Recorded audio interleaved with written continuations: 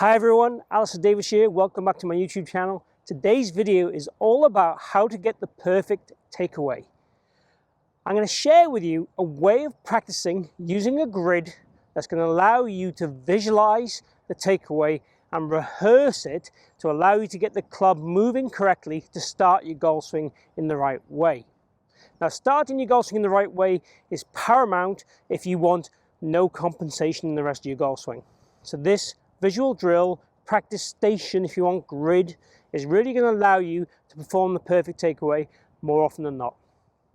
Now, if you are a first-time viewer to this channel, please consider following or subscribing. I post videos every week.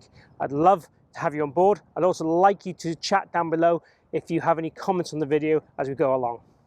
Keep watching as we cover the takeaway.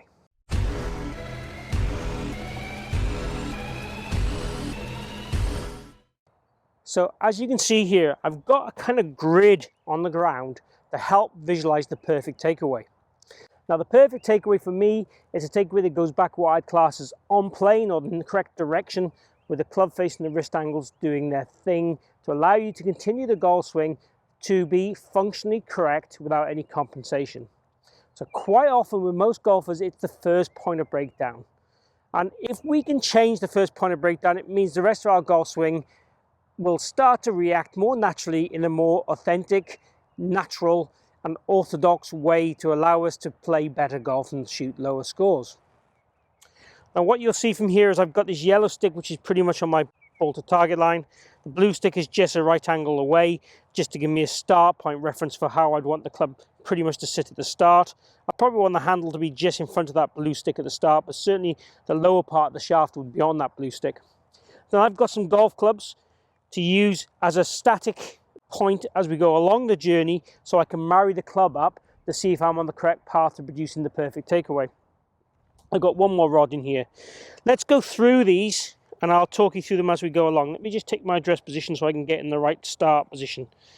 So that'll be my start position here, and what you'll notice with this third club here, it pretty much runs across from my lead heel just in front of my trail toe at that kind of angle.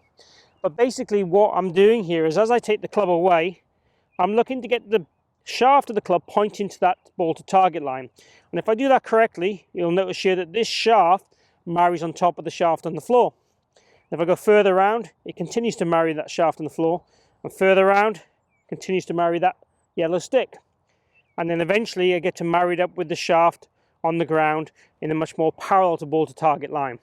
So essentially the shaft of the club, if I had a laser on it, would point to the ball to target line, then parallel to the ball to target line. Then the butt of the club would point to the ball to target line. And that would give me what I class as an on-plane arc to my golf swing, which means that I won't have to have an unusual shallow in action or an over-the-top action as I start down as a compensatory motion. So this kind of grid will be a way of rehearsing your takeaway if you struggle with the takeaway, to make sure you get your hand path and the shaft working in the correct way to allow the rest of the swing to flourish. So what I would do would be is take my address position, work it through the positions a few times to get that feel. Now obviously when I'm swinging, I'm not going to be able to see if it does that. Obviously I can be quite conscious of it for a few shots, but I'm not really going to be able to see if I've hit those points unless my focus is only on that and I'm doing it at such a slow pace. Now, I am going to ask you to do it at a slower pace than normal and be more deliberate than normal to try and get that change into your system. But realistically, it's about the rehearsal and the intent changing to change your takeaway to make it more perfect. The common mistakes we see with the takeaway would be much more the club rolling in. And you'll see here, I'm not hitting any of these points as I go along. Occasionally, we get the guys that go too much up or too much out, but those guys are far more unusual than the ones that whip the club inside and get that depth of the club too early, and that causes the issues on the way down. So just once again there, rehearsing over these clubs and spots, and then we're going to try and hit a golf ball. Feel that we would do that nice and slowly. Doesn't have to be full power, just nice and slowly. Pretty happy with the shot. It's pretty straight. It was massively under power for what I would normally do. But but I felt I was going very deliberate and very slow, really trying to shadow these clubs on the ground in its journey to give me a feel getting that takeaway more correct. Now, I personally struggle with my takeaway going inside, especially if I'm non-conscious with it, if I just stand there and whack. If I'm conscious of getting my takeaway to start correctly, it normally looks reasonably good. But this little matrix is a way of me seeing if I'm on track or off track straight away in my practice zone and practice station. So I'm a big fan of having practice stations that try and calibrate you to give you feels, because feels will change overnight. You'll gain and lose feels, and you wake up one day and you think, I can't remember how that felt to get the club in the right slot. But something like this will start to give you the feels to know where to take the club to get you performing better. So once you've done some swings in the matrix, you would take away or reduce the matrix part by part, and you could also shift that matrix to suit you more. So if you need to feel like you overdo things by encouraging the club to go too more out, you can make this matrix so it was more catered to that way. Or if you need to get the club feeling it works more in, more depth, you could also cater it to do that. So shaping the practice element to suit your personal game is massive and really important.